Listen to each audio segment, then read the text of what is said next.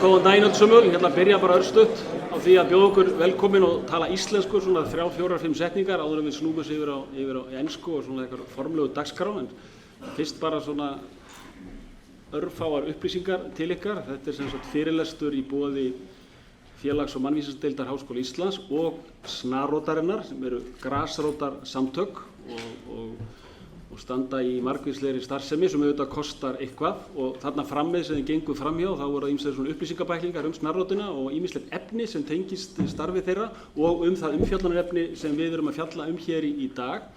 Og ef þið viljið styrkja samtökin þá er það auðvitað alveg vel þegið, og það verða aðalar hérna eftir fundinu eftir sem taka á móti frjálsum framlögum. Sem segi, þetta eru svona grasrótarsamtök sem vilja reiða sig á stuðning borgarana. En ég held ég snúi mig bara það yfir á enska tungumál, en menn eru enn að streyma inn og það er þetta gleðilegt að sjá hvað margir eru að koma.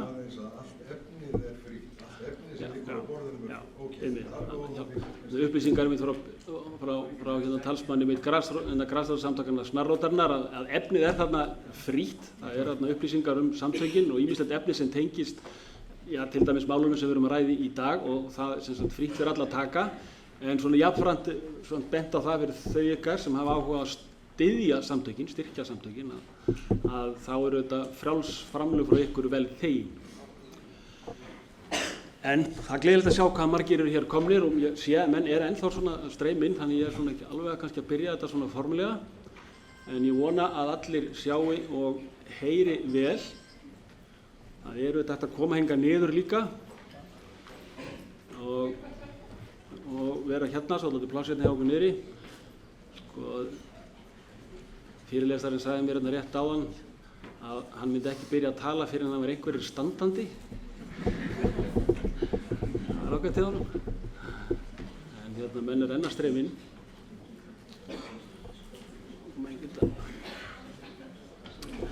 En ég held að það sé bara best samt að byrja svona þessu formlegu dagskrá, og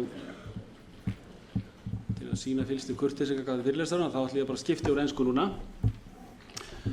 On behalf of the Social and Human Sciences here at the University of Iceland and Snarótin, a local grass movement on human rights and educational purposes, I am honored and delighted to introduce you, a large crowd, to our topic and to our distinguished guest speaker today. My name is Helgi Gunnlaugsson, and I am chair of the Department of Social and Human Sciences and a professor of sociology here at the University of Iceland. And I will serve as the moderator of this talk here today. Our guest speaker is a scientist of the highest rank, and his vita and academic record clearly places him among leading scientists of our times. Professor David Nutt is currently the Edmund J. Safra Professor of Neuropsychopharmacology and Director of their unit in the Division of Brain Sciences in the UK. And related to our topic today, Professor Nutt is currently the chair of the Independent Scientific Committee on Drugs, and previously a member and chair of the Advisory Committee on the Misuse of Drugs.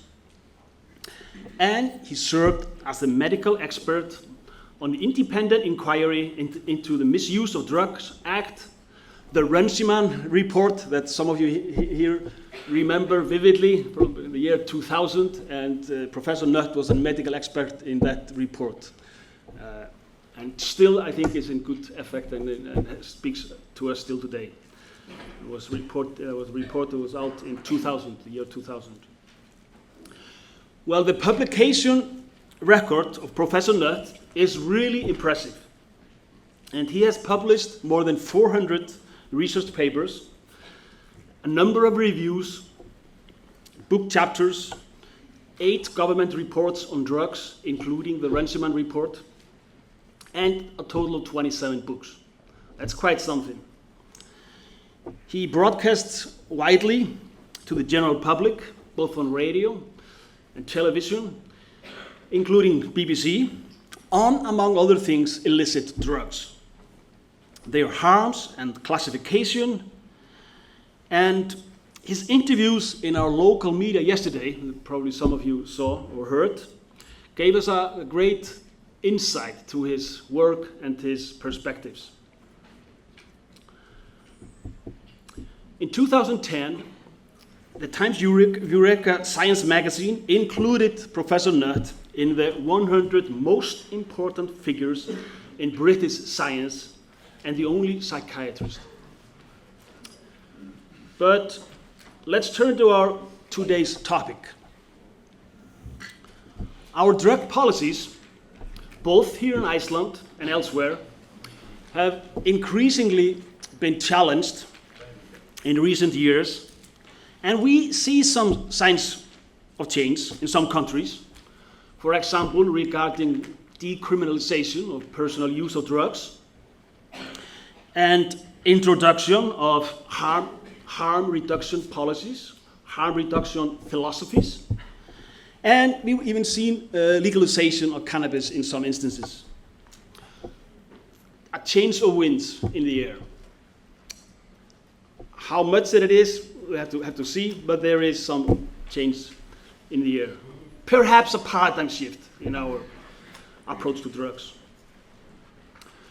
But our drug policies, they should be informed by what the sciences tell us about the effects and harm of different substances.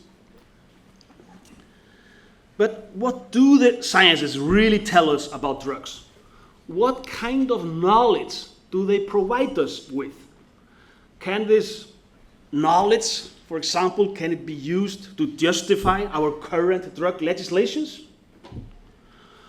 Or to justify the sharp distinction that we now see between what is called legal drugs and illegal drugs? What kind of message do we get from our best scientists studying the effects and harm of different drugs? We sometimes seem to get a somewhat mixed response from the sciences if we only look at the local media, and even in many science reports also give us sometimes a somewhat blurred picture about drugs. So the question also is here, are the sciences also ideologically loaded sometimes, used to justify futile drug policies? Is there any sense in our drug sciences, as the title of our seminar today asks? Well, Professor Nutt is going to provide us with the truth about drugs from a science standpoint. And it is an honor for us here at the University of Iceland and Snarrodin to host this seminar and our distinguished speaker. We are scheduling Professor Nutt's talk to be around 1 hour, 60 minutes, enabling us to have some time for questions and comments for maybe half an hour, so we'll be end around 6. And just finally, please help me welcome Professor David Nutt up here to the podium to address this vital topic, drugs policies and modern day society.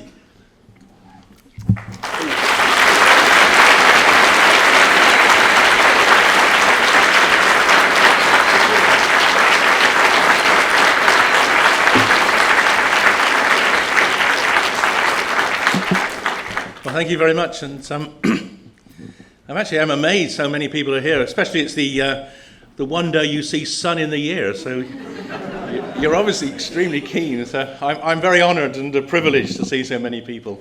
And in fact, it's a great privilege to be here to talk to you today on this topic, which I spent a lot of time thinking about, and hopefully I can share some of my knowledge and experience with you.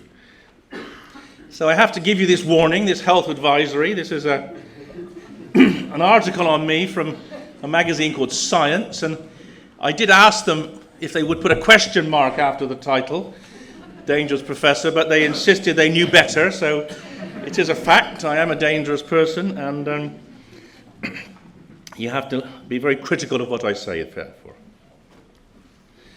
I want to start with an experience in my life which was quite interesting in terms of making me think about the way drug policy in the United Kingdom is developed, and that is when I was sacked by the government. So this is a cartoon of me being sacked. It's extremely well done, actually, because it makes me look younger, and you see the book of cannabis falling from my grasp, and you can see the real discussion, and the reason I got sacked was captured by this scales of justice there. On one side, beer and cigarettes. On the other side, strange green chemicals in plastic bags. And I was arguing that our government's obsession with substances in the plastic bag, substances which often they didn't know anything about, was actually a deliberate ploy to avoid confronting the big issues in terms of drugs, which are largely, in our case, alcohol, but also tobacco. Well, that did not go down very well, and so they sacked me for giving them the wrong message. But I've not been gagged, and it's one of the wonders of the modern world is that through the internet you can actually make much more noise than you ever could before. And I think it's actually helped the debate, my being sacked, because I think it made people became interested in why that should have happened. And I've been very delighted to keep informing them about it ever since. And this is one of many talks I've given. The other interesting thing about this front page is the top left-hand corner. Andre Agassi's Crystal Meth Confession. Now, it couldn't have been a more appropriate page in which Andre could tell the truth about his drug use. And I'm not going to go into it in any detail, other than to say that if you are the best in the world at what you do, you can get away with anything. Lance Armstrong obviously read that and thought, okay. But for most of you, you're not going to be so lucky. People aren't going to make exceptions of you if you do break the law. And so at least you need to know what the law is and hopefully work to get more rational laws. This is what I said. I had, over the course of a couple of years, started assessing the relative harms of drugs, and I'd said things like ecstasy was safer than alcohol, and cigarettes were also worse than ecstasy. And that was too confrontational to a government which really wanted to target young people using recreational drugs as a political gambit, and was deliberately avoiding tackling the big issue. And I was sacked despite the government's chief scientist at the time saying, well, of course Professor Nutt's right in his statements about the relative harms of alcohol and cannabis. But there's a message here, even in this world of phenomenal communication. Unfortunately, the day I was sacked, he was in Kazakhstan, and apparently his phone didn't work in Kazakhstan.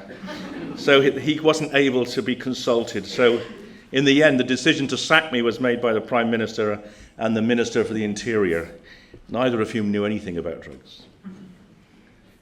However, there is some good news. The good news is that, at last, a politician has had the courage to tell the truth. And this is Obama, who, as you probably know, in his autobiography, talked about his drug use when he was particularly down in terms of his career, and also said this just earlier this year. And this is a remarkable statement, because never has an American president dared to confront the DEA in terms of the truth about drugs. And I'll show you an example later on where Bobby Kennedy was overruled by the DEA when he was trying to argue for a more rational approach. But Obama said that he was confident that the great increase in availability of marijuana and the legalization of marijuana in 2 American states was not going to create a particular health problem, because cannabis, he said, is less harmful than alcohol. Particularly, interestingly, he said, to the young brain. And he's right. And because he's right, and America has such enormous influence in the world, then I think this could be the beginning of a change internationally. Because no longer will the Americans insist that everyone else follows their policy. In fact, some of us now think maybe that would be a good thing. Maybe other countries could make cannabis legal, but time will tell. So let's talk a bit about science. What is a drug? And who should say what a drug is? Now, you might think science would have that all sewn up, but in fact, it's not so obvious. This is my definition of what a drug is. Something a politician once used but now regrets. This is very true in the United Kingdom. Politicians see drugs as something that other people use, or they used when they were young, and they don't want to talk about. Jackie Smith was a Home Secretary, Minister of the Interior, who got very angry when I wrote a paper comparing ecstasy and horse riding, which I'll share with you later. And when she was asked the question, have you ever taken drugs? Instead of answering the truth, which was, yes, I drink alcohol, but only half a bottle of Chardonnay a night, I believe, she said, I smoked cannabis, but I didn't enjoy. Now, the Minister of the Interior is the head of the police. And she should have known better. She should have known that actually saying you're not enjoying what you're taking is not a defence in court in England, anyway. Maybe it is in Iceland, but not in England. And then David Cameron, our Prime Minister, said, I did things when young I shouldn't have. We all did. Now that we is what we call the Eton we. Eton is the school that Cameron went to, and as did most of the Conservative front bench and most of the government. And what they did were drugs which were interesting in the sense that they all began with the same letter as Cameron's surname. They're very conservative people. The drug had to start with the letter C. So it was cannabis, cocaine. Well, I'm not sure about some of the others. But anyway, the first two are definite. They were very heavy drug users at school and at university. But then when they became politicians, they, we think, stopped using. But we don't actually know. But one thing's for sure, they haven't yet been prosecuted. Now, there are other politicians who have also used drugs. George Bush, who now I think is an alcoholic, but previously was a cocaine using and an alcoholic before he became president, made this wonderful statement. I wouldn't answer the marijuana question. You know why? Because I don't want some little kid doing what I tried. And the truth is that most politicians, like most of you, have used illegal drugs because that's what people do very often in their life. And the reason he became president of the United States was he just didn't get caught. If he had been caught, he would have got off, of course, because he's very rich, but he would still have not been president. So he was kind of lucky, but we were unlucky. Now, this is a really important slide, so pay attention, because this is what the drinks industry want you to believe. Say no to drugs, that way you'll have more time to drink. And I noticed this morning, I met with some of your health people who are looking at developing a more rational approach to drug control in Iceland. And they read out, very impressively for me, they read out the 5 criteria on which you're going to try to build your new drug policy, which is remarkable because most countries don't have any criteria. The United Nations doesn't have any criteria, but at least you've got 5. And it was the criteria said, for instance, to reduce the harms of alcohol and drugs. And I suggested to them that they might rephrase it, as we're trying to rephrase it in the United Kingdom. And the phraseology should be alcohol and other drugs. Because most people still think alcohol is not a drug. And when you say to, you might try this, ask your parents, is alcohol a drug? And they'll think, why are you asking? You say, well, is it a drug or not? And they'll say, of course it's not a drug. And you'll say, but you take it to change the way you feel. It gets in the brain, you might get a hangover, you know, you might even have withdrawal. I mean, how can it not be a drug? And most non-thinking older adults will say, look, if it was a drug, it would be illegal. And of course, if alcohol was discovered today, it would be illegal under the current rules. But it's not illegal because it's been around a long time, and there's been a very systematic policy by the drinks industry going back over 120 years now to convince the world that alcohol is not a drug. It's actually a lifestyle choice. It's something to help you swallow your food. And in some cases, they manage to convince you that a certain amount of alcohol is good for you, and you should aspire to having more of it in order to get the health benefits. And that process is so powerful that many people don't think alcohol is a drug, and it's certainly not treated like the drug it is. But there's been an insidious other aspect to this disinformation about alcohol, which is the alcohol industry has tried to protect its monopoly position as the one drug that you can take to relax and get intoxicated by trying to scare people from using other drugs.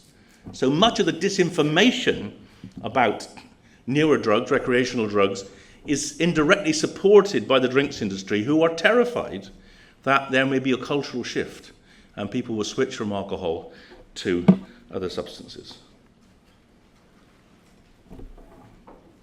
So what would I say? Well, I'm a scientist. A drug is a chemical which, when taken, produces physiological changes in living systems. And what we're talking about today are changes in the brain which people usually wish to occur. People take drugs to make themselves feel different, better, improved, relaxed, happy, etc. But sometimes, of course, drugs can cause harms. And the whole issue in the drug debate is this balance between what you might call benefits and the potential risks or harms. And some of those can be quite severe. And here are two examples of people who've died in association with taking drugs. Now, the one on the right is a girl called Leah Betts. Now, Leah Betts' story is tragic. On her 18th birthday, she was preparing her house for her party, and for reasons we don't understand, in the afternoon she took 2 ecstasy tablets. And over the course of the next couple of hours, it was probably about 80 milligrams of ecstasy. She started to get, her heart was pounding, she was sweating a bit, and she thought that the way to deal with those side effects was to drink water. So she drank about 7 litres of water, and she died of water poisoning. So she just didn't understand the health messages about ecstasy. The guy on the left is one of the 3 young people in Britain who die each week from alcohol poisoning. He got drunk after he was at a university golf match. He engaged in a drinking game, which many university teams do, and he lost the first round, and the forfeit was to drink more. So he got more drunk and lost the second round, and they made him drink more, and by the end of the 3rd round he was dead. Now, Leah Betts' picture was put up on billboards all over the country, telling people that ecstasy kills you. But no one puts up billboards telling people that alcohol kills you. The reason Leah Betts' picture was put up was because the drinks industry paid very large sums of money to get that image up, because they didn't want people to take E and other drugs and go to raves. They wanted people to drink alcohol. So they encouraged this fear of ecstasy, which has been extremely effective, because most people think it's much more dangerous than alcohol when it isn't. In fact, the only person that you probably know of who has died of alcohol poisoning is Amy Winehouse. Now, when Amy died, we all assumed she died of some interesting drug cocktail. I did. But in fact, it turned out she'd been an alcoholic, and she had dried out. And then she relapsed. And the reason she died is because that process of so-called recovery, when she was dry for 6 weeks. And in that period, she lost tolerance. So when she went back to her old drinking, and she drank about 1 litre of vodka, she died with a blood alcohol level that would not normally have killed her. But because she was recovered in abstinence, it did kill her. And that is a very common problem. That when abstinence-based recovery can be very effective until you relapse, but then you're much more vulnerable. And she's one of other examples. Seymour Hoffman dying after 23 years of abstinence. So abstinence can be a good approach, a very good target, but it isn't a fail-safe. Anyway, when she died of alcohol poisoning, but there was almost no mention of that when the coroner's report came out. So everyone still assumes that she died of drugs, but in fact she died of the alcohol drug. When we look at the harms of drugs, one of the most definitive measures of harm, of course, is death. And these are the UK data, looking at deaths from tobacco, about 80,000 a year, alcohol about 22,000 a year, opiates about 1,200 a year, and then paracetamol 200, cocaine about 170, and vanishingly small numbers from ecstasy, methadone, and cannabis. And so, in fact, there's almost an inverse relationship between the concern that the media and politicians have about drugs and the likelihood of drugs actually killing you, which is odd, but as I say, driven often by the powerful vested interests of the people who sell alcohol and tobacco. There are other ways of comparing those deaths, and that's to compare them with other avoidable deaths. So there are about 2,000 deaths a year from melanoma in our country, and about half of those are driven by people having sunbeds and half from going on holiday. There are 2,500 deaths from road traffic accidents, about 6,000 deaths from suicide, many of which will be preventable, and about 450 deaths from AIDS. So that puts things in proportion. And I bet the ratios are the same in this country. I bet that almost any Western country, tobacco and alcohol are the leading causes of death by far. And worse than that, they're particularly problematic and lead to death in young people. Now, over the years, when I was working for the government, I set up a series of processes to try to work out how we could best estimate the harms of drugs. And after about 7 or 8 years of thinking around this issue, we came up with what we think is a definitive list of the ways drugs can harm you. And this is the list, and that's the source. Basically, drugs can harm you in 16 different ways. 9 of those are the harms they can do to the user, and 7 are the harms they can do to other people. And having come up with those set of criteria of harms from first principles, we then looked at 20 commonly used drugs in the UK. We scaled them all on those 16 variables of harm, and then we weighted the different parameters to see what overall were the most harmful drugs in the UK. And that came up with this graph, which was published in The Lancet a couple of years ago. And this was a surprise to me. I had not expected alcohol to be the most harmful drug. But the reason alcohol is the most harmful drug is because of the size of the red bar. The red bars represent the harm of each drug to UK society. And alcohol is very much higher than all the other drugs because it's a very socially destructive drug, and I'll show you the reasons for that in a minute. If you're concerned about the harms of drugs to users, then you look at the blue bar. And you can see the blue bars, crack cocaine, the third one along, and heroin, the second one along. They're more harmful to the user than alcohol. But in the population of the UK, alcohol is clearly the most harmful drug. You might also look to see where tobacco is and cannabis is.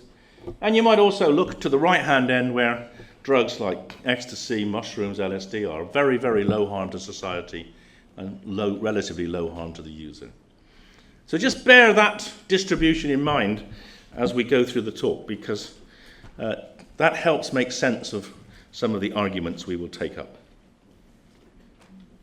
Now, one very disturbing outcome from that analysis was it showed there is no relationship between the harms of drugs, as estimated by this expert group, and the Misuse of Drugs Act, the law which controls drug use. There is zero relationship. And in fact, the same is true also for the United Nations conventions on which our laws are based. And that is a serious problem, because the laws in the UK, at least around drugs, are supposed to be based on evidence, but they clearly are not. Now, I want to first look at the question of why is alcohol so harmful, and I imagine much of what I say for the UK is going to be true here for Iceland. The first is that alcohol now in the UK is the leading cause of death in young men. So between the ages of 16 and 50, alcohol is the leading cause of death. A quarter of all deaths of men under 50 are caused by alcohol.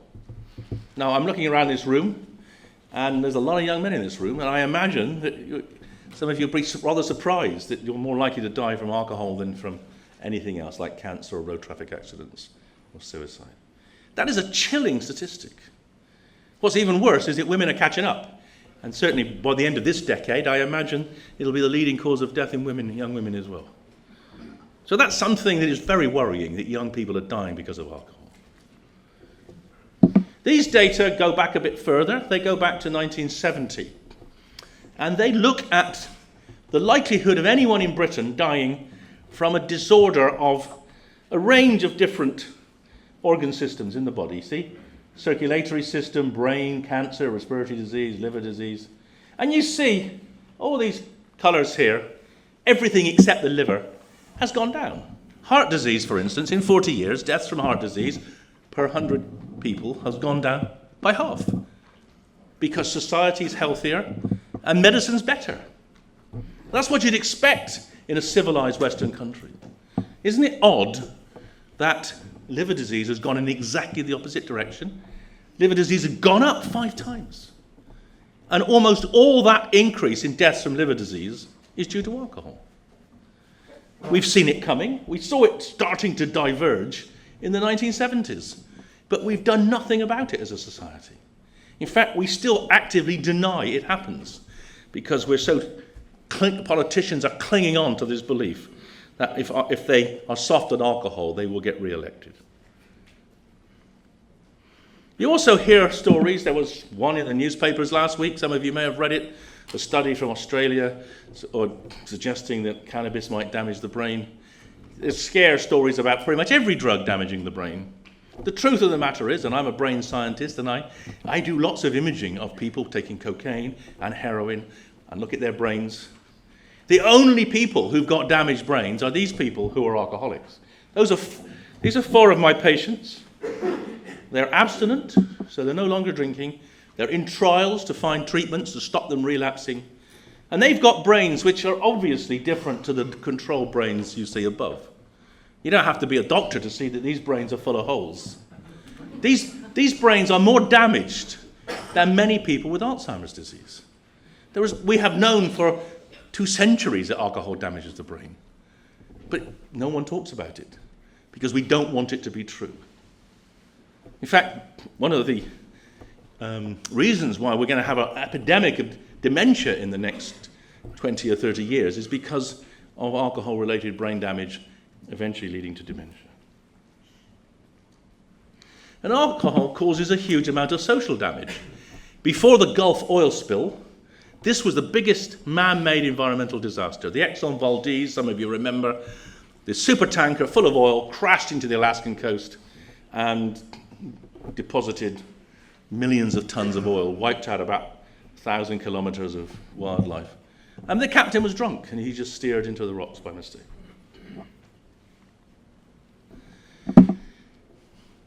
Now, it is difficult to understand why governments don't move to do something about the health harms of alcohol. In 2000, Tony Blair, our Prime Minister, organised a committee to work with the Cabinet Office to look at what we can do about drugs. So I was on that committee, and we said to him, well, all the sensible things I've been suggesting to you about controlling alcohol. And then when the report came out, the report said, well, we're not going to do anything about alcohol because there are health benefits and there are health disbenefits, and we cannot adjudicate. So let's see if you can adjudicate. Right. So what you see here are 15 ways in which alcohol contributes to mortality. Here we see some esophageal cancer, colon cancer, lip cancer, cirrhosis, stroke. Okay, they all go up. Some of them go up in what's called a curvilinear fashion. So the more alcohol you get much more impact. There's only one of these curves, which is this curve here for men and ischemic heart disease, which does not inexorably go up with consumption of alcohol. This little depression here, that is the health benefit of alcohol in men. And that was determined to be sufficient to offset all this. Now that's a lie. There is no age or gender in which alcohol is ever healthier, ever provides more health benefits than it provides disbenefits. But what's worse is the fact that people still believe it has health benefits. So if you believe that, then you need to know this fact. The optimal amount of alcohol to get that health benefit is about a quarter of a pint of lager. Now, it's very difficult to buy that in a bar. So my recommendation to you afterwards is to go in and get yourself a large Icelandic beer and 4 straws, and then you can have the right amount for the health benefits, and you'll also meet some people and chat to them. Why has liver disease gone up 5 times in the UK? Well, this has to do with the fact that consumption has gone up. Consumption has not gone up enormously. In that period, from when we started collecting the data to the current day, alcohol consumption, the red line, has gone up about 70%.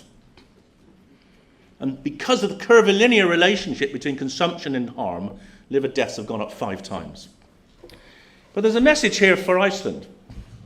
The increase in consumption from there to there is driven by 2 factors. The first is liberalising access, taking alcohol out of licensed premises and giving them to supermarkets. And that produced, you can see here, about a 50% increase. Then things flattened out as people started using cannabis and ecstasy and other things. And then the drinks industry responded by alco pops and super strength lagers. And this blue line here shows the affordability of alcohol. Alcohol's got progressively cheaper, more affordable over the last 20 years, and consumption's gone up again. So we've had these 2 hikes in consumption, leading to about a doubling, and that has led to this 5-fold increase in liver deaths. So if you want to prevent the harms of alcohol, you don't sell strong alcohol to young people, you don't sell sweet alcohol, and you don't sell it in shops. Now, what about cannabis? So this is the man that sacked me. He's called Alan Johnson, Minister of the Interior at the time. There's me in the spliff being burnt by him. The cannabis story in the UK is a fascinating one because it's an example of how politics tends to win. Because I was saying that cannabis wasn't very harmful and certainly should not be regraded. There was enormous pressure to regrade cannabis as a more harmful drug than it was, in the face of all the evidence we could submit. In fact, cannabis is a peculiar story of ignorance and political deception because cannabis is one of the oldest medicines in the world. It was widely used by Queen Victoria. She used to use it for period pains. She used it for the pains of childbirth. And sometimes I wonder the reason she had so many children was because she used it at other times when she was on holiday. But I don't know about that. She didn't write about that in her diaries. But it was a medicine that was available in Britain until 1971. And then, partly because some doctors were prescribing it and telling people to smoke it rather than to take it as a tincture, the drug got banned. Now, that was a political decision. It wasn't a medical decision.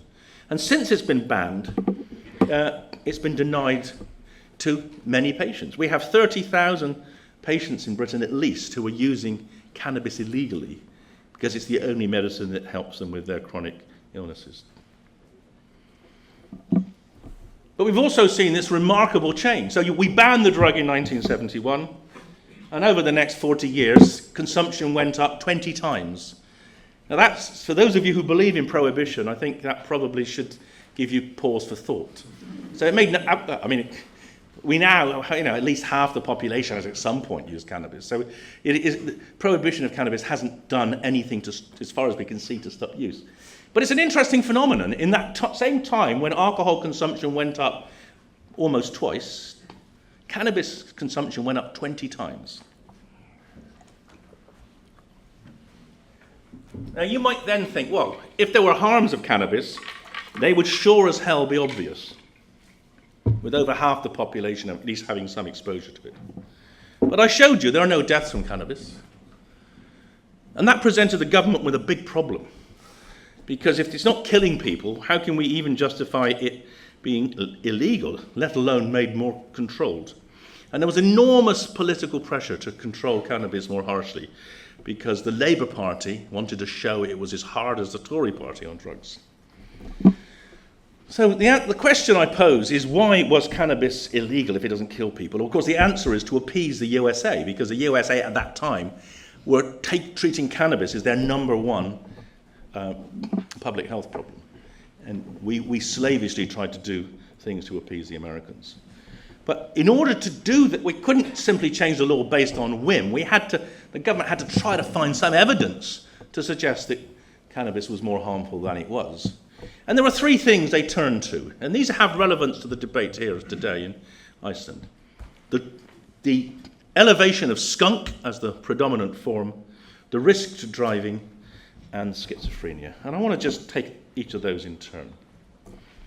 So skunk. Skunk is this form of cannabis where it's grown usually in special conditions, and it's grown because we stopped importing hash. So we destroyed the Moroccan farmer community, and we also made our own people switch to this skunk, which is more bang for the buck. And the claims we heard were absurd. People saying it's 100 times more potent than hash. One spliff of skunk kills 1 million cells in there. This is a neuroscientist, actually paid by the drinks industry to say this. A leading cause of schizophrenia. And then we had our Prime Minister, Gordon Brown, who took over from Tony Blair, saying, skunk is lethal. Now, I think he was trying to say skunk is legal, but I'm not sure. But neither are correct. It's neither legal nor lethal. But an absurd thing for a politician, a prime minister, to say. The reality about skunk is that skunk is up to about 15, maybe 20% THC. Hash is about 5%. So skunk to hash is the same as beer to wine. Now, most of you don't get hysterical about seeing wine and beer available. But why do people get hysterical about skunk and versus hash? Well, the problem is, of course, now in Britain there's nothing else other than skunk. And in fact, increasing the THC content of cannabis has actually led to the loss of cannabidiol. And cannabidiol may have some protective value. Cannabidiol is a very interesting component of the cannabis plant, which possibly has anti-addictive properties, which possibly has a value in other areas of medicine. So it may be that skunk is, although it's not so much stronger, it may be actually potentially more harmful. But as far as we know, most people who use skunk self-regulate. They can tell when they're stoned, and they usually don't take more than is necessary to do that. What about the driving? This is a very important report. It came out and is being debated at present in the UK. It's a very nicely balanced report. It looks at the evidence that drugs harm driving. And this data here on the graph here shows that when cannabis is detected in accidents, the likelihood of an accident occurring is about twice when cannabis is present. When alcohol is present, it's about 8 times. And if you've got the two together, they add up to about 14 times. So basically, cannabis does contribute to accidents, but it's considerably less of a problem than alcohol. So it's very unlikely that cannabis will create much of a problem on the roads. In fact, it may actually reduce accidents, as I'll show you in a minute. And then the third argument was schizophrenia. Now, you might imagine that a 20-fold increase in cannabis use would have shown some increase in schizophrenia. So we went to the Medical Research Council database, which is a third of all the GP practices in the country, and we looked at the incidence and prevalence of schizophrenia and psychosis over the period when a massive increase in cannabis use should have turned into some increase in these disorders. And there is none. And this is true in all Western countries. There is no increase in schizophrenia that correlates with this massive increase in cannabis use. It doesn't cause schizophrenia. If there's only one study that possibly has shown it causes schizophrenia, and that's the Swedish conscript study. And those data get weaker every decade, for reasons I won't go into now. But anyway, let's take it at face value. The first published paper saying schizophrenia can be caused by cannabis in young Swedish men. If you take that at face value, then we calculated you've got to stop 5,000 young men from ever smoking, or 7,000 women from ever smoking, to stop one case of schizophrenia. Now, that is not, in anyone's world, a rational public health target. And certainly, if you're going to use the law, if you're going to criminalize users in order to achieve that goal, then that is utterly ridiculous. And we said to him, no, look, this is just actually fanciful. There is no need to reclassify cannabis. But a deal had been done. The Prime Minister had done a deal with the right-wing press, the Daily Mail, that if he reclassified cannabis, they would support him in the next election. So he reclassified cannabis, and they didn't support him. Now that's a surprise, isn't it? However, he didn't only reclassify it, he started criminalizing young people for possession. And now we have 1 million young men with criminal records for cannabis possession. You know, that's about 1.4% of the population who have all the stigma of criminal records with the limitations of jobs, etc. And it's created this enormous underclass, which are very disadvantaged and very angry because they know the drug they use is less damaging than the alcohol the police use when they arrest them. And it was one of the major factors, maybe the factor, in leading to the London riots a year or so ago. Because a new police commissioner decided he wanted to get even harder on them, and they thought enough's enough. And it is grossly racially distorting because almost there's a vast disproportionate penalisation, criminalisation of young black men and Asians. And this is also what happens in our country. And actually, I feel embarrassed to share with you this. So 100 years ago, Queen Victoria was using cannabis to deal with the pains of childbirth. Today, we have examples like this. A teacher in her 50s, in a wheelchair, uses cannabis to deal with the pain of multiple sclerosis. 3 times, the police, in dawn raids, have smashed her door down. I mean, she can't run out the window because she's in a wheelchair. But the war on drugs gives them the license to be violent. And now, if they do it once more, she will go to prison because the 4th strike and you have to go to prison. And what purpose is served by a law that allows the police to do that? And as I say, I don't think Queen Victoria would have been amused. Hopefully she'd have been on our side. It's such a regressive change that we've seen in the last 50 years with cannabis.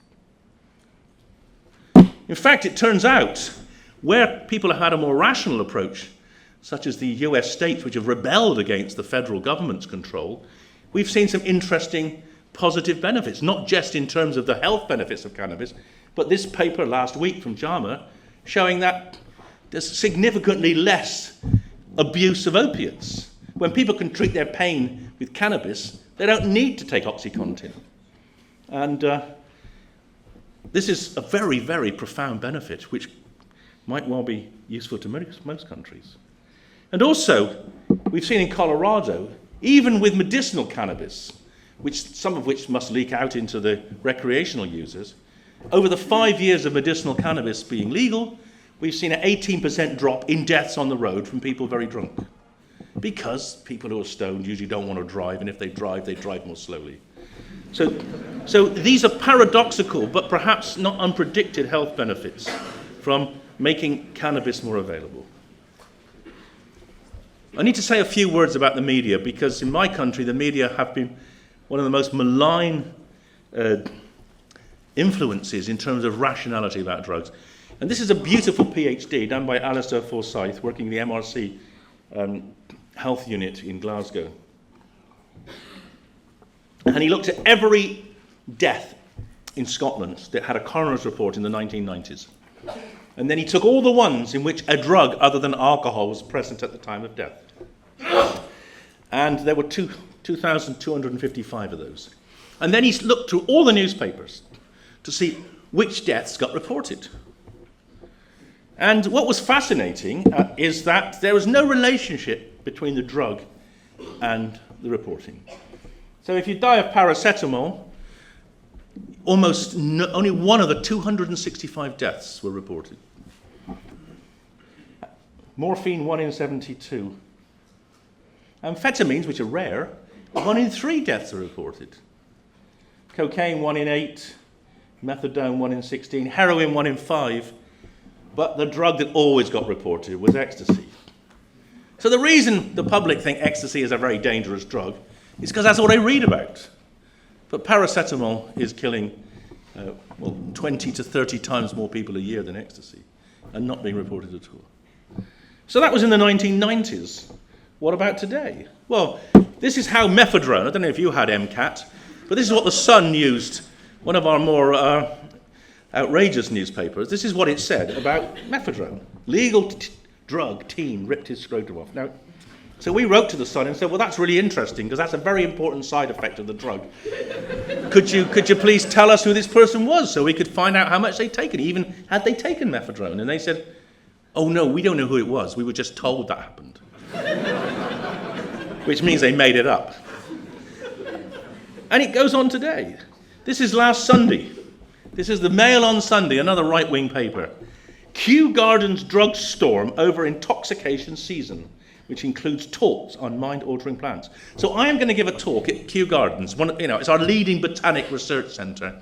And they're putting on an exhibition of plants that have drugs in them, or chemicals in them, that change the mind.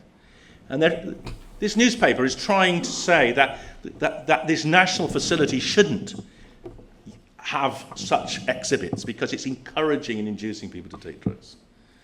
And it is truly bizarre. But this attitude that if you tell anything about drugs, you're encouraging use, is pervasive. And in fact, I think they'd probably be canvassing to burn botany books. They'll probably be burning me, actually, but I'm going to go there anyway, so we'll see what happens. But it's really disturbing that there is this deep desire not to know anything about the truth. And there's another side to this, and this is a side that we should always be very aware of. And I'm glad we've got a criminologist chairing this. He'll be able to reassure you it doesn't happen in your country, I hope, but I wouldn't be so sure. The police love drug stories. So this is one of the most bizarre phone calls of my life, and I'm in a taxi, and I get a phone call from CNN, and I'd done an interview with them on mephedrone a couple of days before, and they say, David, yeah, they say, where's Scunthorpe? Now I didn't think it would translate the joke, but saying where's Scunthorpe is like saying where's nowhere. Scunthorpe is a northern town that none of you have ever heard of, and you wouldn't want to know about it, and you wouldn't want to go there because there's no... And I said, why do you want to go to Scunthorpe? And they said, because the police there have called an international press conference to tell the world that 2 boys have died from this drug mephedrone. And I said, well, hang on a second, look, we know about 400,000 Israeli kids have been using it for the last 3 years with not a single death. It's inconceivable that there have been 2 deaths the same night in Scunthorpe. Anyway, I said, if you want to know where it is, by the way, you go up the M1 for 4 hours and turn right. And I don't know if they went there, but if they'd gone there, they would have heard this. So here's the 2 boys that died. The police wheel out the father. The red writing here, Nick's dad, here's Nick. Nick's dad weeps as he urged youngsters to avoid the drug. I don't want him labelled a druggie because he wasn't. He was just on a night out with friends, enjoying himself, a normal, caring, hard-working lad. Now, every statement in that sentence is correct except for one. He was a druggie, but he was an alcohol druggie. He'd been out drinking in about 6 bars over about 7 hours and was so drunk that he took a drug which killed him. It wasn't mephedrone, it was methadone, the opiate, which is very toxic when used when you're intoxicated. But you wouldn't get anyone to come to a press conference about someone dying of methadone or heroin, but this new drug would drag the CNN to Scunthorpe. And that's outrageous. But the police do it all the time. They love to get their little moment of fame by exaggerating the potential harms of drugs. And the drug got banned, even though, as far as we know, it hadn't killed anyone. But there was such media hysteria over this. And what I find particularly challenging about this, because at that time, this was after I was sacked, and I would have really fought this, is that governments use exactly the same rhetoric as they've been using for the last 100 years. So here you see the statement by Gordon Brown, We're determined to prevent this evil of methadone. And 100 years ago, they were saying, we've got to stop this evil of cocaine. And one thing's for sure, drugs don't make choices. Drugs don't have volition. They can't be evil. And the people that use them aren't evil. Maybe the people that sell them, you could argue. But this complete lack of any improvement in intellectual analysis of the drug problem over 100 years is insulting. Would you vote for someone that actually could say that? I hope not. I hope your politicians will be more mature. Now, methadone was a very interesting example because it was a drug which came in as a legal drug, was massively advertised, actually by the media trying to get it banned. That created most of the interest in it. Kids used huge amounts of it. Then it got banned. And we're able to look now and see what the effect of methadone had on our society. And some very fascinating things happened. The most interesting one of all was the top one, that people stopped dying of cocaine. Now, I started working for the government trying to help people stop dying from drugs about here. And if they'd sacked me because cocaine deaths had gone on rising despite my best efforts, well, I could have accepted that. In fact, nothing we could do stopped people dying of cocaine. But methadone did. When methadone came in, cocaine deaths fell by 40%, the most remarkable change. If we had brought that in as a policy, it would have been, outstanding. Because people just did it, because people switched from taking cocaine, which they knew very little about, and which was of often poor quality, to a drug which was much safer than cocaine, but pure, it was actually unreported. I'm the only person that talks about this. But this is the biggest impact on cocaine. In fact, amphetamine too, you see. Amphetamine deaths fell by almost 50% as well. Because basically, if you give someone a relatively safe drug, and they switch from a dangerous drug to a safe drug, less of them are going to die. So methadone saved more lives in that first year than it certainly killed. It was a net benefit to our society, but it got banned. And you see, since it's been banned, we've gone going back in the other direction.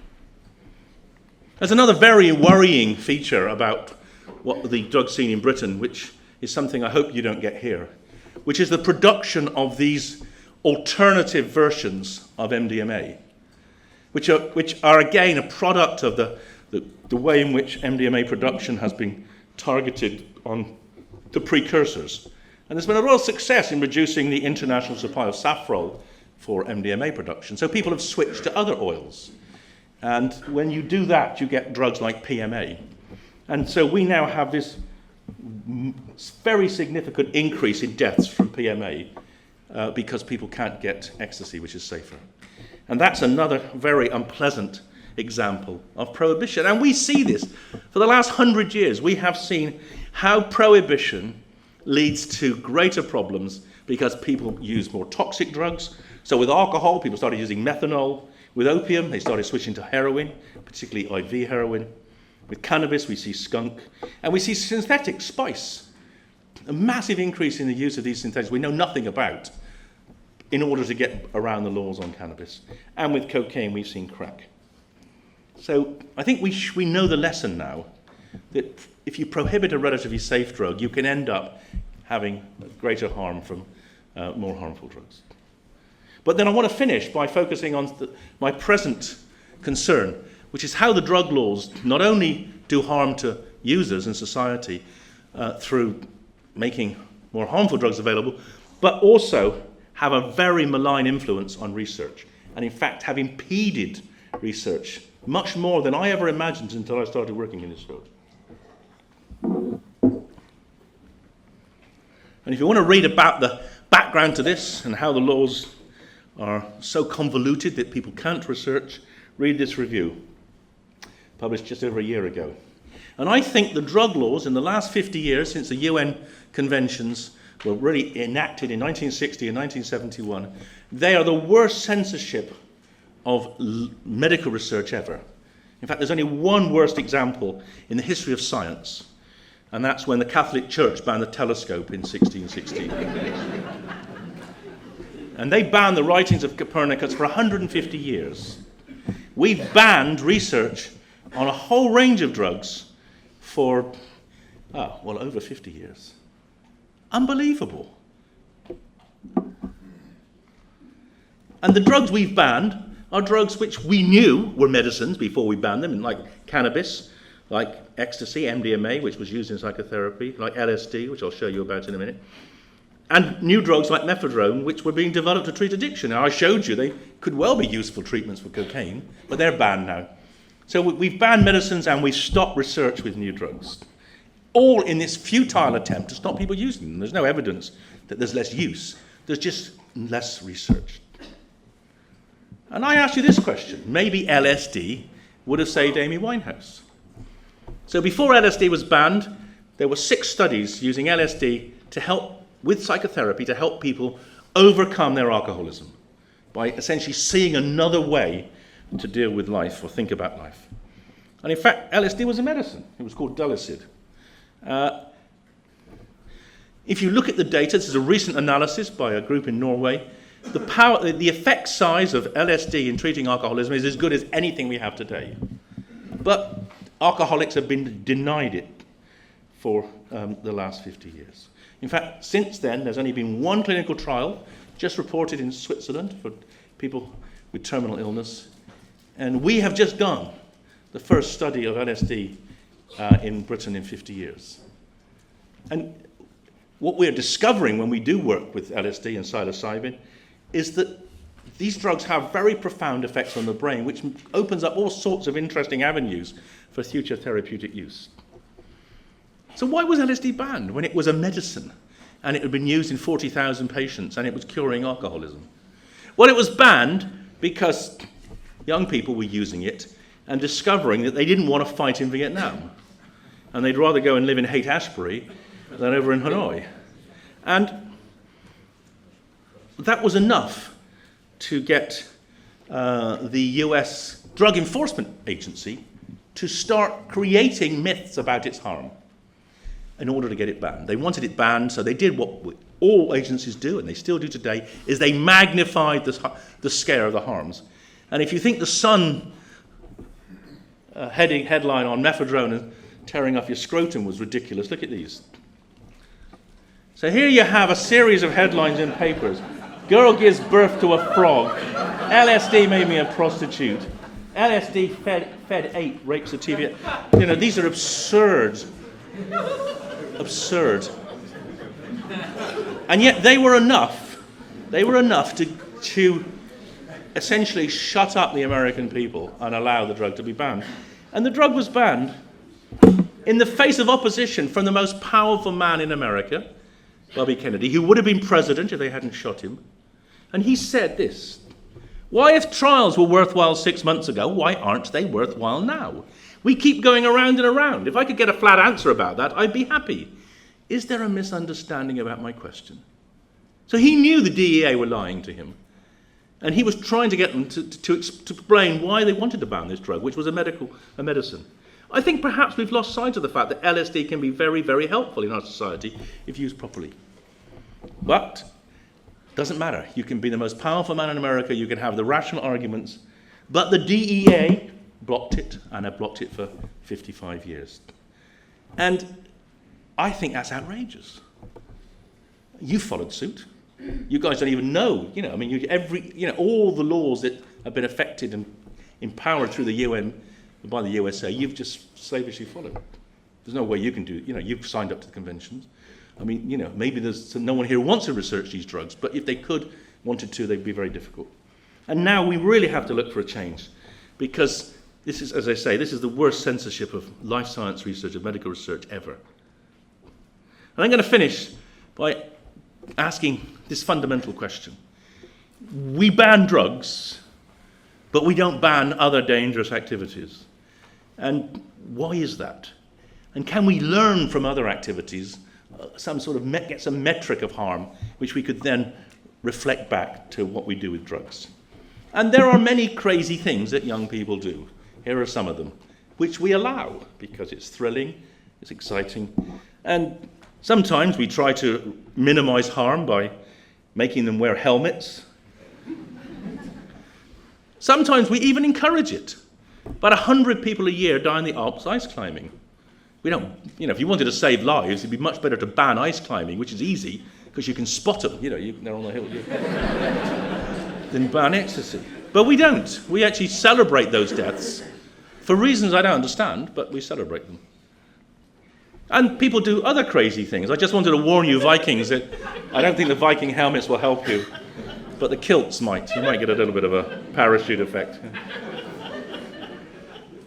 Peanuts. Peanuts kill more people in Britain than ecstasy, but we don't ban peanuts. And we don't ban peanuts because people like peanuts. Suntanning. Suntanning fascinates me because suntanning works on the same chemicals in the brain as ecstasy. It releases the same chemicals, not as potently and as rapidly, but it works through a very similar process. But we don't ban it. And what we do, because of this rising deaths from melanomas, is we try to control it. We try to stop people under the age of 18 using sunbeds in Britain, and we also try to encourage people to put sun cream on when they go overseas. But it probably is more dangerous than taking an ecstasy tablet going under sunbed. I've made this point earlier on. Societies which make money from selling alcohol have a moral responsibility to allow people to make a choice of using something less dangerous than alcohol if they want to get intoxicated. I think it's appalling that all of us tonight are going to be forced to go and drink this poison called alcohol because there's nothing else available. Unless some of you know better, I don't know. But I think I just can't understand why there isn't this moral argument that society is determining your intoxicant and it's determining you use a dangerous one rather than a less dangerous one. And then, of course, there's horse riding. And I just want to share this with you because I'm a psychiatrist. I see patients. I treat them with drugs. I saw a woman in her late 30s, many years ago now, and she'd fallen off a horse and she smashed her brain in, and her personality had changed, and she'd lost her job, her husband, and her children because she became so disinhibited. And she came to see me because I had some expertise in treating people with brain damage, and I put her on amphetamine, an illegal drug, because sometimes it can help restrain very disinhibited behavior. And it helped her a little bit, but was never going to put back the dead brain. And I started looking into how dangerous horse riding was, and I discovered actually it was surprisingly dangerous, much more dangerous than I'd known. And that was a serious concern to me because I let both my daughters ride horses, and I hadn't realized how dangerous it was. One of them fallen off a few times as well. And it's horse riding is seriously dangerous. It even killed Superman. And also it's addictive. Those of you who ride know it's addictive. And so I came up with this concept, equacy, the equine addiction syndrome, as a way of just making people think objectively about the comparative harms of ecstasy and equacy. And this is my most ever downloaded paper, over 7,000 downloads. And I'm very proud of this paper, actually, because some of my colleagues said it wasn't until they got to the second page they realized it was a joke. They really thought this new drug had come out. But if you compare the harms of horse riding versus the harms of ecstasy, you see that horse riding is more likely to give you a major harm per use. So you get one serious accident every 350 times people ride and jump, whereas with ecstasy tablets it's about 1 in 10,000. If you're interested in green issues, well, obviously the methane production from horses is much greater than that from making ecstasy tablets. And as I like to say to the police, it's so easy to police horses. No one's going to smuggle one of those into a club, So there's a lot to be said for thinking rationally about activities we accept, sometimes even encourage, but which are harmful. And why there is no philosophical reason why horse riding should be preferred over other ways of enjoying yourself. So just to finish now, I've shown you a lot of issues, a lot of problems, but there are very many sensible ways forward. These are evidence-based approaches that any country, including yours, could use to develop a sensible policy on drugs, which would not only reduce the harms of drugs to people who use them, but would also liberate the potential of drugs in the therapeutic space. And I think it is something that I would like all countries to do. I would hope we can, those of us who are pushing this, try to get the UN to accept that there is a need now to change and have evidence-based policies to the benefit of everyone. And there's one other even more challenging thing that I'm not going to try to push through the UN, but I want to just tell you about, because this is my sort of current position. Because if you think logically about drugs, you then come to the conclusion, well, why don't we make a safe alcohol? Alcohol kills 3 million people a year in the world, more than AIDS, tuberculosis, and meningitis put together.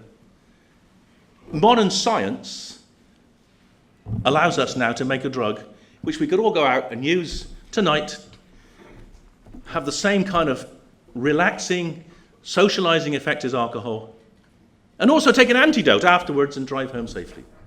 That is within the realm of modern science. I know. I've made it. I've used it. So why aren't I selling it? And the reason I'm not selling it is because it would cost a lot of money to sell it widely. And when I go to investors, I say, well, here it is, let's sell it. They say, is it legal? And I say, of course it's legal, I'm not that stupid. And they say, yeah. Will it stay legal? And that's a really interesting question. Because if the Sun starts saying, nuts alcohol makes you tear off your scrotum, or the Daily Mail starts saying that 2 young people died taking nuts alcohol, even though they hadn't touched it, it could get banned. So no one's going to invest in something which could have as health-transforming properties as this until they're confident that the world would have a rational approach to it. And, well, let's hope in my lifetime that'll come, because I've put a lot of effort into trying to do this.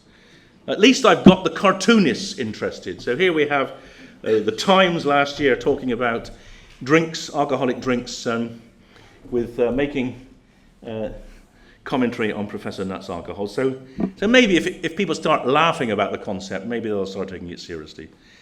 Maybe Iceland would like to be the first to take it up. Maybe you'd like to make it legal in this country, formally legal, so you could actually stop the rising trend of liver disease in your country as well as ours. Okay, I'll finish now. I'll just mention again the charity Drug Science we've set up. The only truly independent source of unbiased information about drugs anywhere in the world. The website is supported just by donations from people like you. It's got no government funding. It's got no funding from anyone involved in the drug trade. It is, I think, the go-to place for journalists to know about the drugs. And also the book. Hopefully some of you will buy my book and read my book. Have any of you ever heard of it? Great, thank you. I'll sign it if you've got it here. And all the proceeds also go to support this charity. So I'll stop now and take questions. Thank you very much.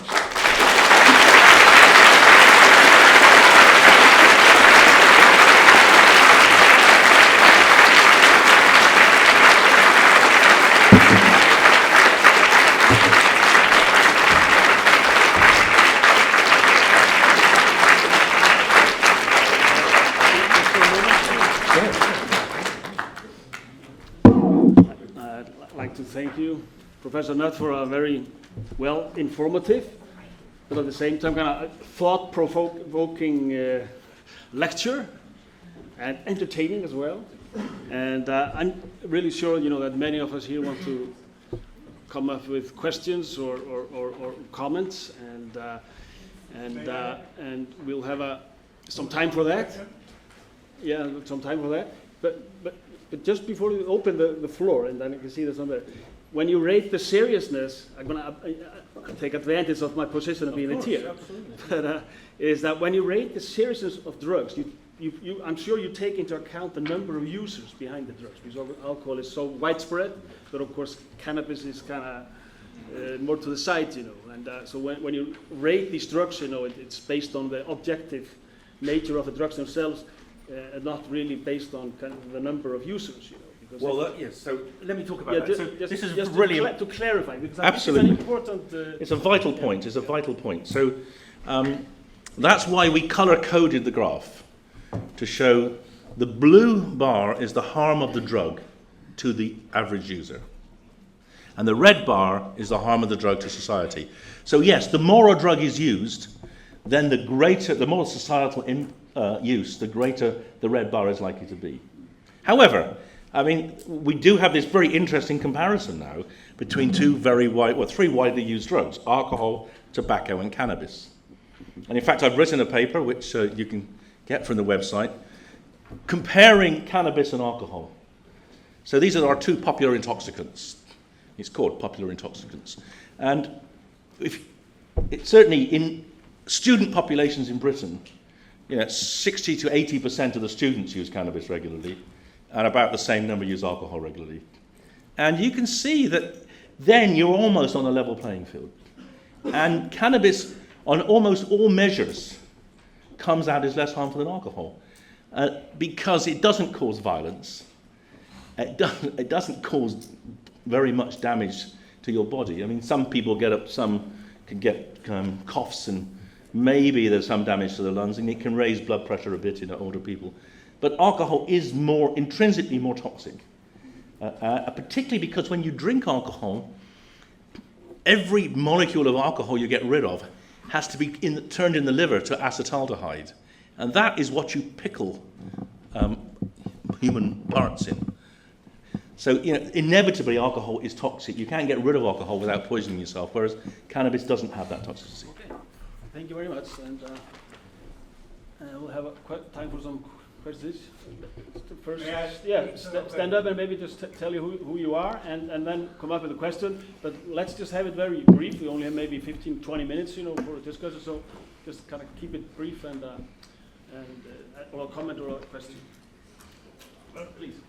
My name is Ólafur Ólafsson. I was chief of social service in Iceland for 25 years. Right. I would not have sacked you. Thank you.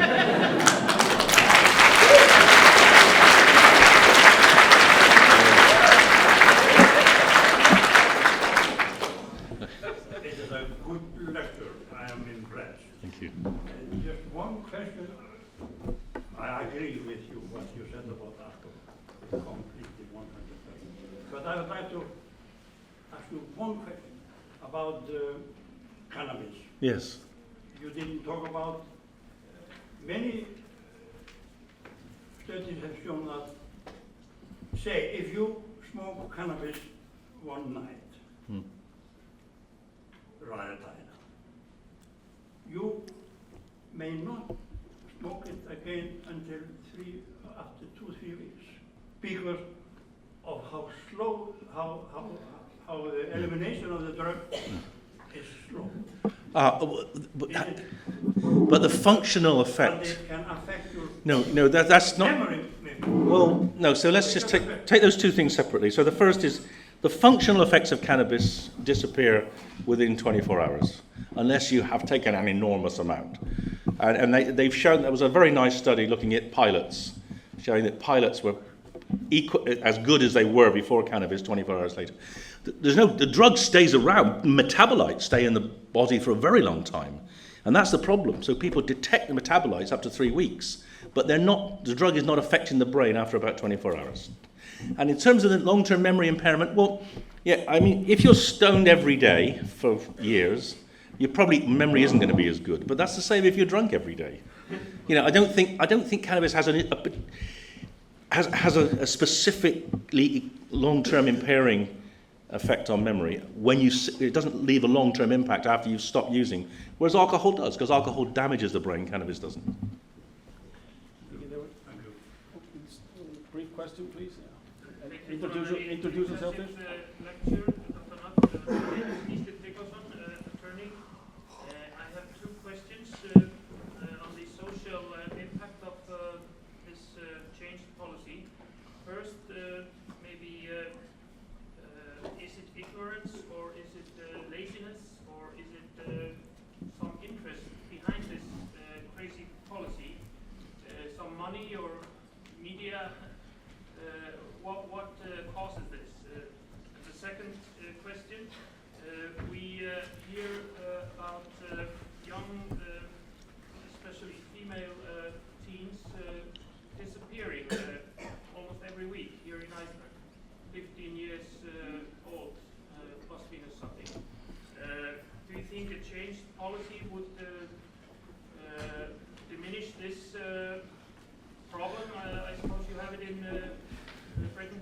Disappearing because they're drunk, or? No, disappearing and coming back a few hours or a few days later. Yeah, sure. I suppose they are using drugs and maybe with older men.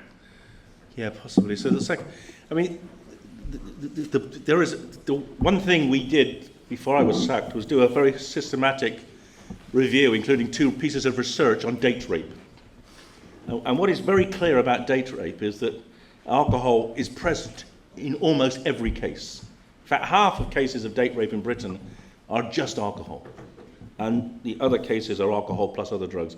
But certainly some people do use alcohol and other sedatives in an attempt to essentially anesthetize people and to victimize them through that. And that actually is very worrying. And I think that's one of the reasons we made GHB illegal in Britain, because of the possibility of it being misused like that.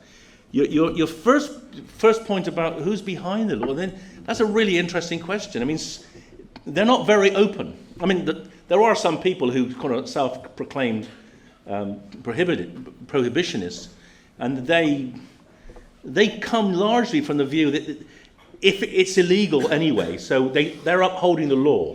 They're not thinking about why the law exists. But I think behind it, there's probably quite a strong Christian right-wing group. There's also, the drinks industry, maybe the tobacco industry. There's a kind of a lot of shadowy people. One question up here. Yes. White shirt. Yeah, please.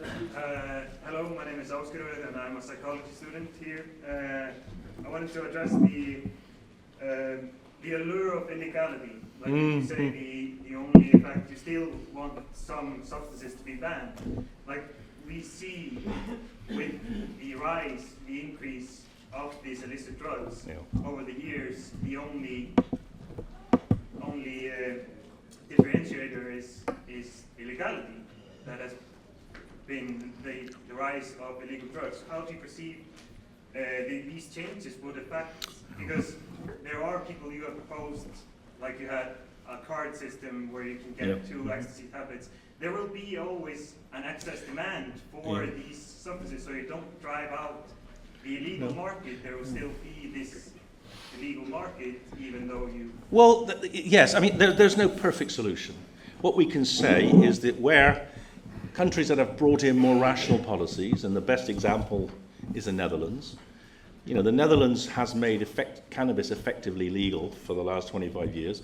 It actually has reduced consumption in young people. It's also reduced the consumption of heroin as well, because it's split the market from of the heroin dealers and the cannabis dealers. So there will always be groups that want to do things that are not good for them. And you cannot build laws around those extremes, because if you do, you end up penalising the more large majority of people. Even more, but why do you still believe that prohibition on certain substances would have the desired effect if you... Well, because I find there are certain things which are really dangerous, and there are drugs which are very dangerous, like heroin, and there are ways of using drugs which are dangerous, like injecting. So what I would like is a policy that works to minimize the use of the very dangerous drugs and injecting. And I think the best way is to have a policy which encourages the use of other drugs in a legal fashion. But I can't really see, I don't think I could ever countenance a world where you could go into a pharmacy as a non-heroin user and go and say, I want to have a go, and I'm going to buy 20 milligrams of heroin, I'm going to shoot up, because you're going to die. So I just think there are certain, it's like you shouldn't be driving motorbikes when you're 11. There are certain regulations we have to have as a society, and I think there are some drugs which are just always going to be too dangerous to be available in a kind of controlled way. One there up there, yes please.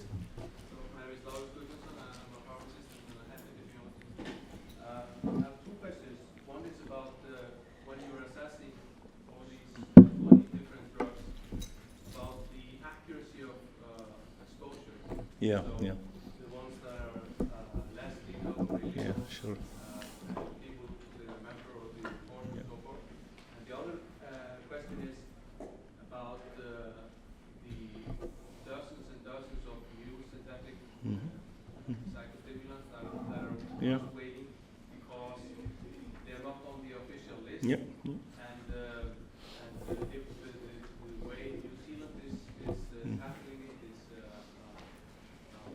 What's going to happen? Okay, those so important. So when you look at the harms of drugs, it's illegal drugs are harder to estimate the harms of than legal drugs because you've got much less good data.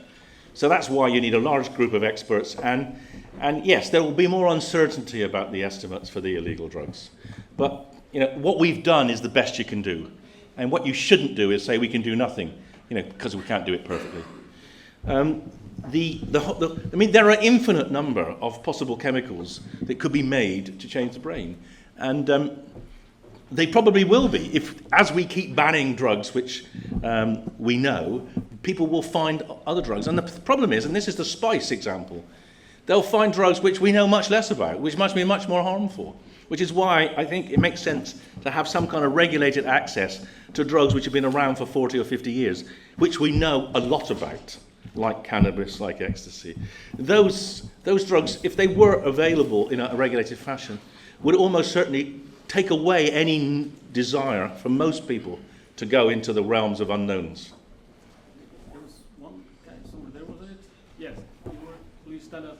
Hi, Erling. I just want to ask you about the media, because Yes. I would say the media is one of the biggest problem of the problem, because it looks like people feed on news. They read a lot about news and they feed on it, and they read about other events. News tend to fabricate things a lot.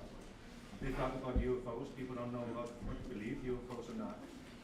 Could we look at the broader perspective of the media could be the biggest problem of this whole? I agree. I absolutely agree. Not necessarily governments, but the media. No, absolutely, because the governments are slaves to the media. The fact that Gordon Brown went and asked the editor of the Daily Mail, what would it take? The Daily Mail is the most right-wing paper. Here's a left-wing government asking a right-wing newspaper editor, what would it take for you to support me in the election? And he said three things. Well, this is all, it's not public knowledge, but this is what we believe happened. He said, reclassify cannabis, reduce the top rate of income tax, and be hard on immigration. And you're absolutely right. The two or three major newspaper proprietors have a disproportionate influence on politicians because they can influence elections. And yeah, we've got to challenge those to be more honest about drugs. Especially here in Iceland, every time anything comes up with cannabis, the two biggest newspapers in Iceland goes ballistic with bad news. Well, don't buy the newspapers. And don't let your parents buy them. That's more important. Still addicted to news. Well, they absolutely. Yeah. And Gentleman up there, please. My name is Arnaldur. I'm the representative for the Pirate Party in the Council of Education and Youth in Reykjavik. I guess I could be called one of the politicians who used the legal drugs before. What advice do you have for politicians who are trying to further this cause? yeah. What? So it's. Be courageous. Yeah, there you are. You're courageous. You stood up and you said you had used drugs, and seriously, because it hasn't harmed you, but if you've got a criminal record, it would have done, and that's the problem. And politicians need to have the courage of their knowledge. I think 80% of our MPs know that what I'm saying is right, but the two big parties are terrified of losing an advantage by agreeing. So the Liberal Dems have said, yeah, they want the drug laws changed. They're basing their policy on my book. But the two big parties, if there's a chance they might get a little extra, 2 or 3 more votes by being harder on drugs than the others, they'll do it. So I think the way forward is to have a consensus. And what you're doing here, having a committee that's looking broadly at the whole question of the drug laws, based on some key principles, that's exactly the way forward. And hopefully then we can learn from you. Before we conclude the day, I think we have 2 more questions coming up here. I'll just take them together and then you'll just answer Okay. them. You want to work first? And please just stand up and stay to your... Student in computer science and a former counselor at the psychiatry ward here in Iceland. I'm wondering why are psychiatrists all over the world so concerned about cannabis? And Yeah. I was saying it's the risk factor schizophrenia. If the studies show it is.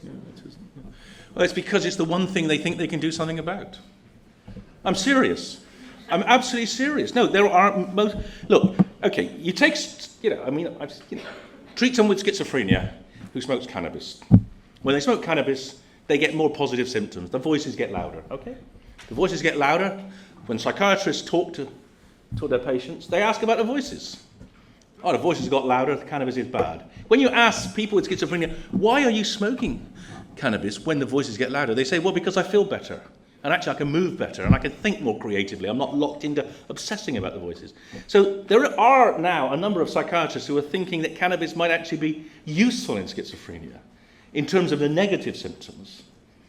And that the positive symptoms, maybe if we can keep them under control with other drugs, there might actually be benefits for using cannabis in schizophrenia. You're saying that it increases the risk and No, it doesn't. So the truth about cannabis and schizophrenia is that it doesn't cause schizophrenia, but if you've got a genetic predisposition to schizophrenia and you smoke a lot of cannabis, it may bring forward the onset of the disorder by a year or two. But it won't make someone who's not going to be psychotic become psychotic. There's one more? I think, yeah, you have, well, I see two, Hey. three more there. My name is Julius. I'm unemployed, so I'm not a student here. And so you might expect the least academic question from me. Sure. Since I'm curious to know about your personal use with Yes. drugs. Yes. Yeah, as I said in the Armageddon program, I mean, I think the position is this, that I would like, when I get old, to have a degree of choice in what I do. And at present I don't. And obviously I can't use illegal drugs because the police will be targeting me. But I'm not, so I will drink tonight. If someone buys me a beer, I'll drink it. But I prefer to be drinking a safer beer than your beer. But I'll put up with your beer in the first instance. But seriously, if I end up getting cancer or dementia, I may well want to use a psychedelic to help me come to terms with dying. I don't see why I should be forced, if I'm dying of cancer, to take an opiate, which will make my brain befuddled and make me really constipated. Why shouldn't I have access to something? And I'm really serious about this. And so my interest is in trying to make sure that all of us can have access to the drugs that we think will be most useful to us in the long term. Okay, and then I think that's our final question today. I'm from Akranes. My name is Patrick. I would like to ask, how much does your book cost? It's very little, too little. It costs £10, 10 English pounds, which is what, 2,000 kroner. So, it's almost free. I think this concludes our session today. Again, I want to thank you for a very impressive and entertaining and informative, thought-provoking presentation. And I thank you all for coming here today.